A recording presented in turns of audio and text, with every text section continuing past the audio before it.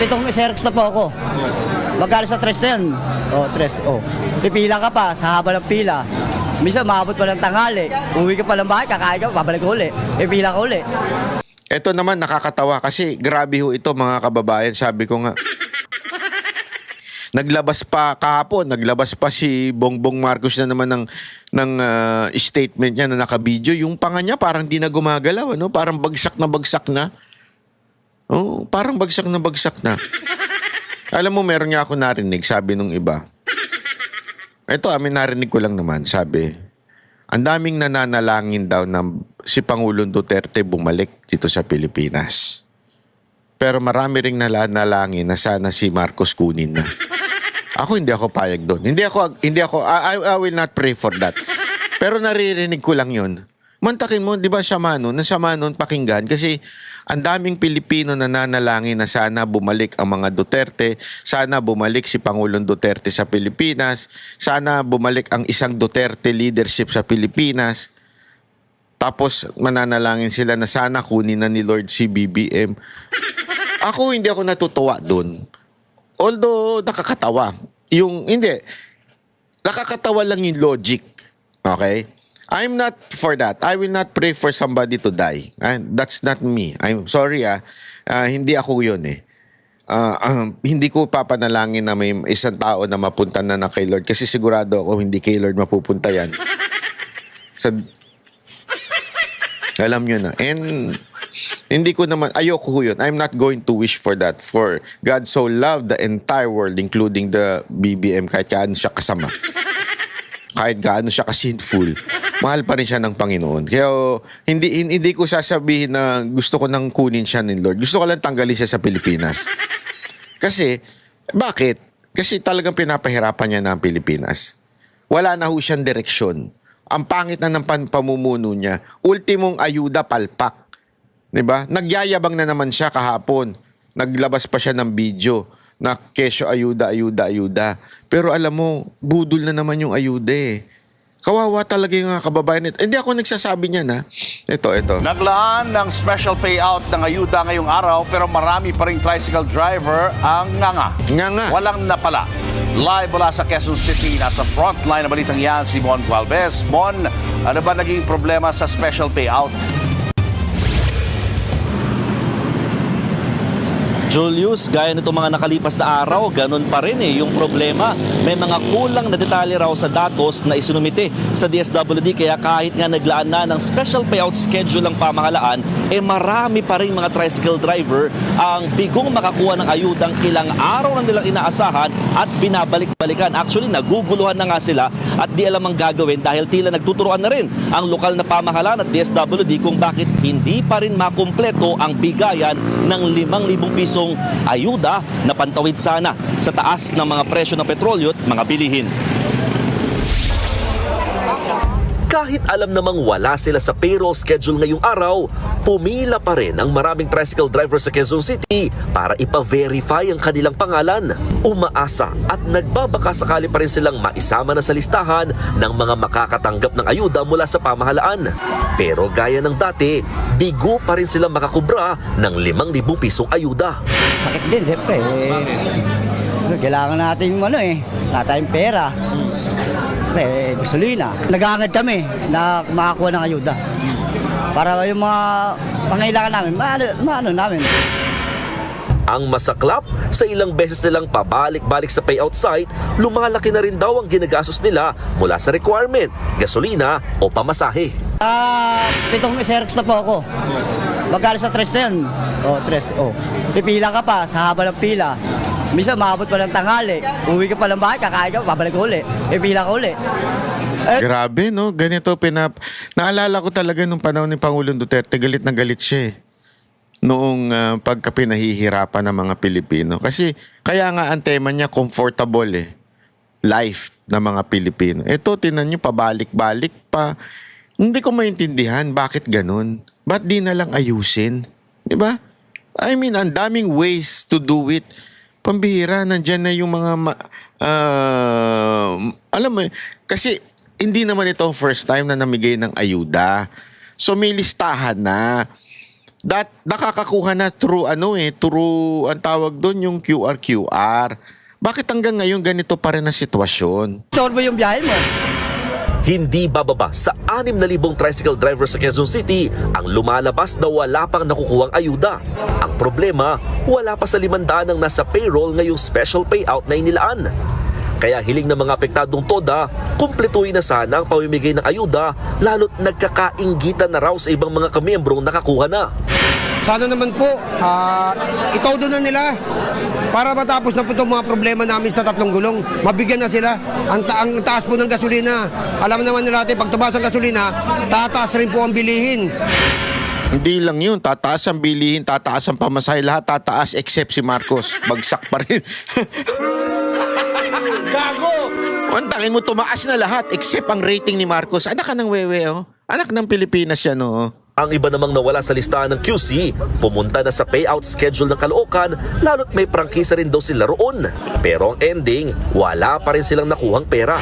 Sabi ng DSWD, aabot na sa 85% bilang ng mga tricycle driver sa buong Metro Manila ang nakatanggap ng 5,000 pisong ayuda. Marami pa rin daw kasing kulang na datos mula sa mga lokal na pamahalaan. Actually, nasa roster sila ng kanilang mga TODA. Ibig sabihin, active member sila. Hindi lang sila umabot sa pagbigay ng data na kailangan namin. Yung birthday, yung address, yung middle initial. Matapos sa mga Hindi pala kayo bilis kilos, eh. Wag na kayo, ito kasi ang problema dito sa king inang mga patakaran ng gobyerno, eh. Ito talaga nakakairita, ha? Sa mga king inang mga patakaran ng gobyerno. Ang bibilis ninyong magsalita. Ang bibilis ninyo sa PR. Ang bibilis ninyong maglabas ng good news kuno, lalo na si Auntie Claire, nauuna.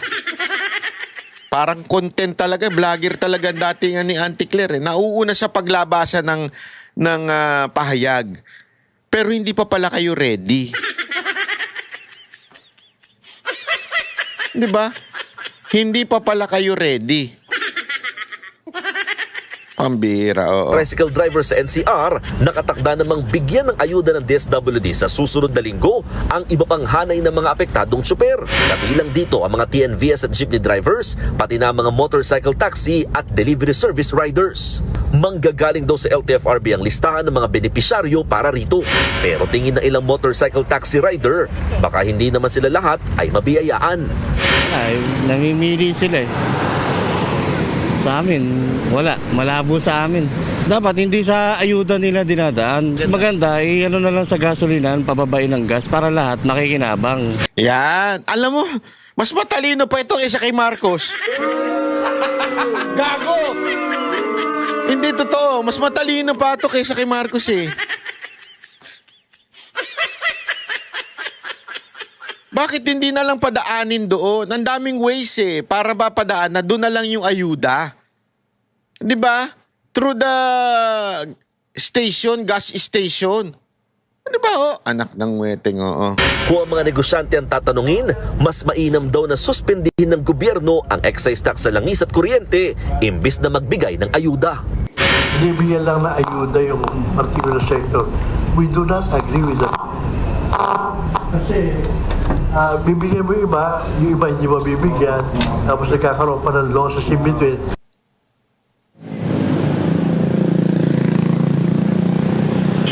Julius, aminado ang DSWD, ilang araw lamang tatagal itong 5,000 pisong ayuda para sa mga tricycle driver. Bagamat pinag-aaralan daw nila na dagdagan ito, kailangan pa raw muna ikonsulta yan sa economic team ng pamahalaan. Yan ay lalo target muna ngayon na ahensya na tapusin at kumpletuhin ang iba pang hanay ng mga apektadong tsuper maging ng mga tricycle driver sa probinsya. Julius. Mon, ilang tsuper ang umihirit na doblehin o mas higit sa 10,000 pesos ang ibigay na ayuda? Sa mga nakausap mo bang tricycle driver, meron din may mga ganyang panawagan? Well, dalawa yung sentimiento ng mga nakausap natin mga tricycle driver. Una, syempre matanggap muna nila yung 5,000 pesos na ayuda. And then pangalawa, oo, may mga parang suwestyon na talagang parang panawagan na sana madagdagan daw. Kasi nga tumatagal lamang ng 5 hanggang 10 araw technically kung ititipirin itong 5,000 pesos na ayudang natanggap nila. For context, ito kasi yung panawagan din ng grupong Liga ng Transportasyon at Operator sa Pilipinas o LTOP ng presidente nila na si Lando Marquez na sinasabi sinasabi niya na kung magbibigay doon ng ayuda sa iba pa mga sektor o hanay ng mga public utility vehicle drivers, dapat daw mas taasan kasi mas mataas ang maintenance cost nila. Kumbaga kung 5,000 pesos daw sa mga tricycle, dapat daw 10,000 pesos para sa mga jeepney drivers, habang 15,000 naman para sa mga modern jeepney, para nga daw maayos pa rin at talaga makasabay sa maintenance cost kahit papano ngayong mataas din daw ang presyo ng mga bilihin. Julius. Pareho din ba yung requirements sa ibang grupong makakatanggap ng ayuda sa susunod na linggo tulad ng mga jeepney at TNVS drivers? Tama ka dyan, Julius. Sabi ng LTFRB, same requirements. Valid na mga professional driver's license at photocopy nito lamang ang kailangan dalhin sa itatakda nilang payout schedule site or payout site na kung saan magbibigay na nga sila ng ayuda. Idadaan kasi yan sa mga lokal na pamahalaan as their venue. Pero yung listahan, again, manggagaling sa LTFRB. Julius. Mon, kabi-kabilang aberya yung naranasan dito nga sa pamimigay ng ayuda. Paano matitiyak ng DSWD na hindi na yan mauulit? Ang sinasabi, Cheryl, ng DSWD, patuloy daw silang nagsasala, nagpoproseso at nagve-verify sa mga listahang Ang ina ipinapadala mo! sa Ang ingay mo! Utang ina kang kamote rider ka. Alam mo, ayan nga yung simpleng problema, hindi masolusyonan ng Pilipinas. Ano? Yung kamote rider na ang ingay, yung tambucho, ang ingay-ingay hanggang ngayon. Ang dami ko naririnig, nakakabuisit. Ang ingay sa kalsada. Alam na nga nilang residential, bobombahin pa rin nila. Sana masolusyonan naman yan. Pukin ng inan yung mga rider kayo dyan, ang iingay ng tambucho ninyo. Sana sumabog yan. ng mga lokal na pamahalaan. Dito lamang daw sila nakadepende, kaya ito yung mga pinaprocess nila bago mailabas sa bigayan na nga ng ayuda. Pero again, ang sinasabi kasi ng mga LGU, nasabit na namin sa DSWD, kumbaga nasa ahensya na raw yung bola kung kailan maglalabas ng updated na listahan ng mga mabibigyan na ayuda. Pero ang sinasabi naman ng DSWD, in the long run, lahat daw ng mga apektadong tricycle driver ay makakatanggap. Hindi nga lang sabay-sabay, pero lahat daw ng mga kasama. Patay na sila bago makatanggap. Hindi daw sabay-sabay in the long run. Gago! Kagaguhan talaga nitong DSWD, no? Politiko rin talaga itong mga... Ewan ko kasi ang hirap dito kay Marcos na nilagay niya yung mga established political family, eh. 'Di ba? Yun ang inilagay niya para, alam mo na, magkaroon ng alliance with this political family at manalo sa susunod na eleksyon, di ba? Ang problema, mga kababayan, dahil dyan, namumuliti ka lang. Yung style ng pamamahala, pamumuliti ka lang. Ay, nako po, mambirang buhay, oo. Eh, nako. Wala talagang patutunguhan itong inaano ni Marcos.